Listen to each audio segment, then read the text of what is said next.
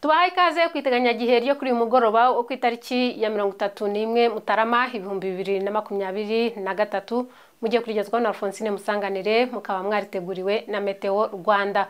Tugiye kubabwira rero ikirere giteganijwe mu kwezi kwa Gashyantare 2023 tubabwira imvura iteganijwemo, tubabwire umuyaga ndetse n'ibipimo by'ubushyuhe uko bizaba bihagaze muri uku kwezi kwa Gashyantare. Reka dutangire tureba imvura iteganijwe. Imvura iteganijwe muri uku kwezi kwa Gashyantare kwa 2023 ni imvura nk'imvura dusanzwe tubona mu gihugu hose. Imvura rero iteganijwe izaba iri hagati ya milimetero 20 na milimetero 220. Ahateganijwe kuzabona imvura nyinshi kuruta ahandi ni mu karere ka Nyamasheke ndetse na Karusizi n'igice gito cy'akarere ka Nyamagabe ndetse n'aka Nyaruguru. Naho mu bice bisigaye by'intara y'Iburengerazuba ahenshi hateganijwe imvura izaba iri hagati ya milimetero 140 n' 180.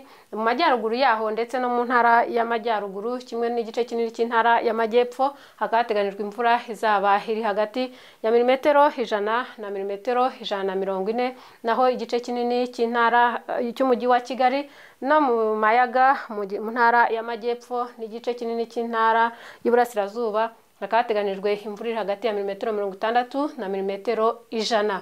Imvura nkeya rero ikaba iteganijwe mu karere ka Nyagatare mu burasirazuba bwaho ndetse no mu burasirazuba bw'akarere ka Gatsibo n'aka Kayonza kimwe no mu majyepfo y'akarere ka Kirehe.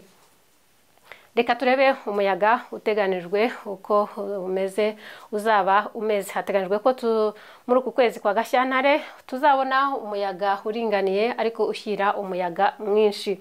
Umuyaga mwinshi rero ukaba ugaragazwa n'ibara ry'umutuku, aho uzaboneka ni mu karere ka Musanze ndetse na Kaburera cyane cyane mu bice by'amajyaruguru y'utwo turere ndetse no mu turere twa Nyamagabe n'aka Nyaruguru mu bice byaho byo hagati. Umuyaga kandi uteganijwe mu karere ka Kayonza mu gice kinini cyaho, ni ukuvuga mu gice kinini cyo hagati mu karere ka Kayonza ugana mu majyepfo y'Iburasirazuba no mu majyaruguru y'akarere ka Kirehe kimwe n'uduce dukeya tw'akarere ka Gatsibo, aka Kamonyi ndetse n'aka Ruhango na Muhanga.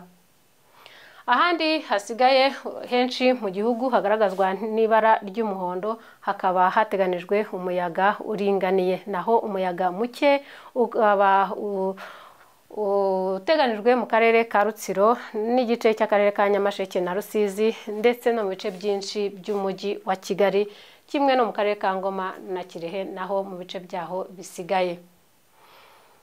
Dukomeze rero turebe ibipimo by'ubushyuhe biteganijwe. Hateganijwe ko igipimo cy'ubushyuhe cyo kizaba kiri hagati ya -20 na -30.